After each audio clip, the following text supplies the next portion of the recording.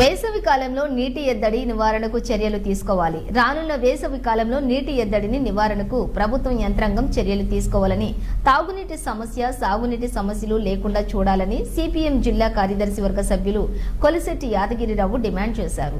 నూతనకల్లో జరిగినటువంటి సిపిఎం మండల కమిటీ సమావేశంలో పాల్గొని ఆయన మాట్లాడుతూ, కేంద్రంలో ఉన్నటువంటి మోడీ అనుసరిస్తున్న కార్మిక రైతు ప్రజా వ్యతిరేక విధానాలను ఉపసంహరించుకోవాలని, గత 17 రోజులుగా ఢిల్లీ పరిసర ప్రాంతంలో రైతాంగం తమ న్యాయమైన డిమాండ్స్ పరిష్కరించాలని చేస్తున్న ఆందోళనలు కేంద్ర ప్రభుత్వం, హర్యానా రాష్ట్ర ప్రభుత్వాలు రైతులపై బుల్లెట్లు, పెల్లెట్లు, టీయర్ గ్యాస్ ద్వారా దాడులు చేసి దేశానికి అన్నం పెడుతున్నటువంటి రైతులను గాయాలు పాలు చేశారని తీవ్రంగా విమర్శించారు. ఇప్పటికైనా రైతులకు ఇచ్చినటువంటి హామీలను అమలు చేయాలని, రైతు పండించినటువంటి పంటకు మద్దతు ధర ప్రకటించాలని, రైతులకు పెన్షన్ సౌకర్యం కల్పించాలని, రైతు వ్యతిరేక కరెంటు బిల్లును ఉపసంహరించుకోవాలని, ప్రపంచ వాణిజ్య సంస్థ షరతులకు లొంగరాదని డిమాండ్ చేశారు. అయితే మోడీ ఈ దేశంలో ఉన్నటువంటి కార్పొరేటర్లకు లాభాలకు గ్యారంటీ చేసి రైతుల, కార్మికుల, ప్రజలను దోపిడీ చేసే విధానాలు అనుసరిస్తున్నారని, రాబోయే పార్లమెంట్ ఎన్నికల్లో బీజేపీకి తగిన బుద్ధి చెప్పి ఓడించాలని